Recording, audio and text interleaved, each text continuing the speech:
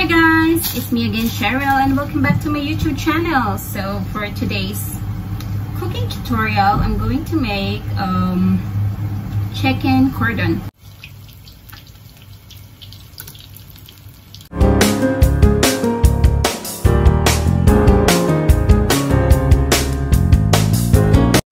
So now we can start preparing our chicken cordon recipe.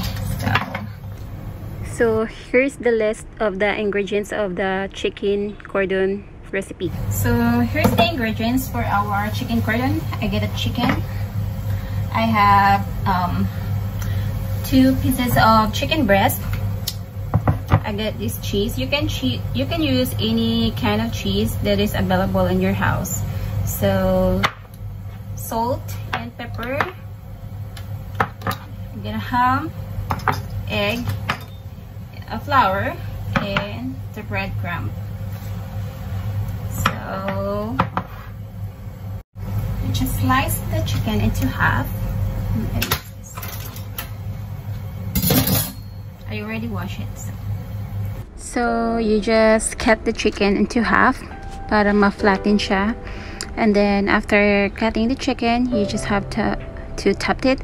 Pero wala kasi akong pamukpo, kaya I just used the knife para mag-smooth siya at ma-flat, para walang bukol-bukol at easy siya na ma-roll up. Pero first time ko talagang gumawa nito.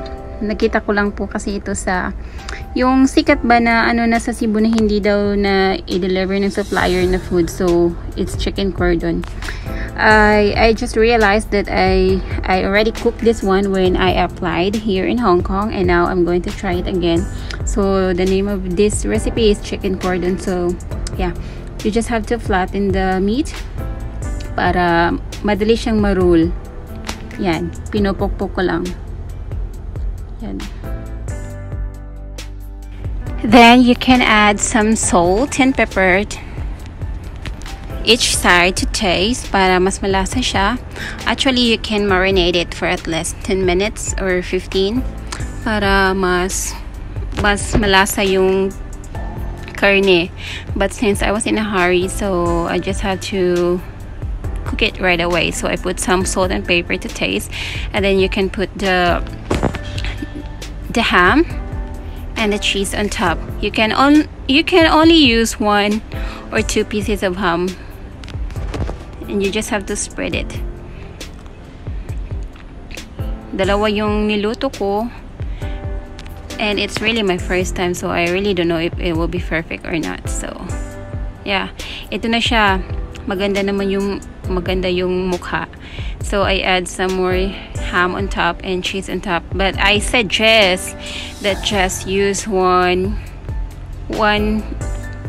ham and some cheese para hindi siya masyadong bulky kasi yung chicken cordon na nagawa ko today. So para hindi siya bulky, I tried it and it's really bulky, so I suggest that you only use 1 piece of ham and a cheese inside one piece of the chicken breast.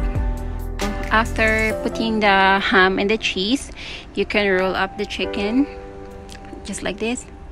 Pero masyado talaga siyang bulky, so I don't have a choice but just to do it.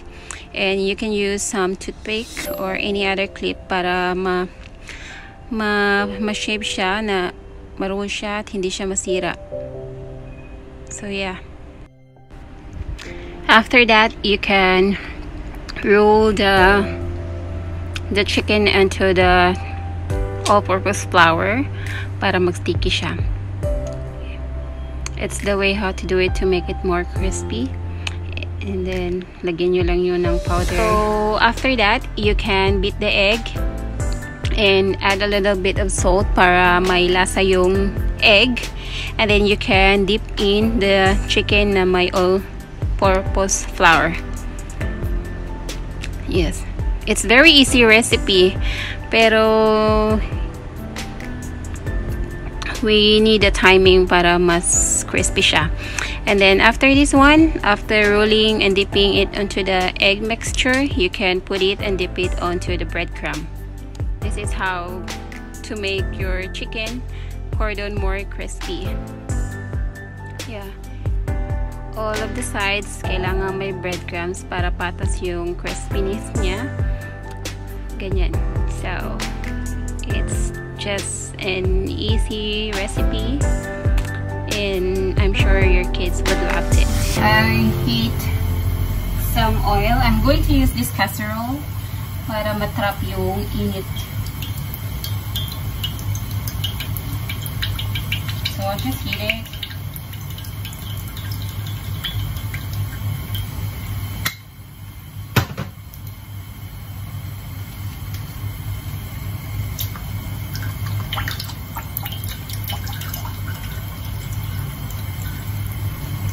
Actually, this recipe should be cooked on an oven, but sad to say, we don't have an oven. Mahirap ang life. So, I used to just cook it on an oil and to see what's the difference between cooking in the oven and cooking in the oil. So, make sure that the oil is very heated. Sobrang mainit siya, and then after that, you can put the chicken. So, sikat nga tong food na to dito sa Cebu. Yung ano na pagkain na hindi daw na ibigay ng supplier. So, ito itatry nga natin kung masarap pa talaga. Na-remember ko, naggumawa pala kami nito nung bago pa lang akong nag-apply dito sa Hong Kong. Chicken cordon pala yun. Hindi ko alam yung name. When the oil is very hot, you put the chicken and put the fire on a very low fire para hindi siya masunog. But this time, the ones that I make, I forgot because busy po akong nagluto ng aking isda. Kasi minsan lang akong nakakain dito ng isda. Kaya today, bumili ako ng isda at pinirito ko yun. Kaya nakalimutan ko itong chicken cordon ko. Kaya medyo sunog siya. So, just have to keep on checking para makita kung tama na ba yung pagka-crispy niya. So, for the chicken cordon, I cook it for like 15 minutes para maluto yung nasa loob din niya. As you can see, my chicken cordon looks so brown and crispy, but yes, it's really crispy. I could feel it on the chopstick. The sounds is really so crispy. And I set a timer for 15 minutes and wait for it until it's ready. So I cook it actually for 15 minutes on a very high fire. I heat the oil on a high fire, and then when I already put the chicken, I set it on a low fire para maiwas masunog yung breadcrumbs, para maputi siya. Kasi mostly yung chicken cordon, you usually cook it on the oven, but I try to cook it on an oil. So it looks brown kasi ganyan naman talaga pag naluluto tayo sa oil, it looks brown. So my chicken cordon is almost ready. It's just like a minute and then it will be ready. So I just have to wait and check it, how would it looks like after I cook it. So now my chicken cordon is ready. So for those who wants to cook it on an oven, you can cook it for like 350 Fahrenheit for 10 minutes and it's ready. And you can make some sauce for like Thousand Islands and ketchup. It will be good sauce for the chicken cordon. It will be so delicious. And here's my chicken cordon. It's very, very crispy. You can hear it. It's very crispy. Oh, Jesus Christ.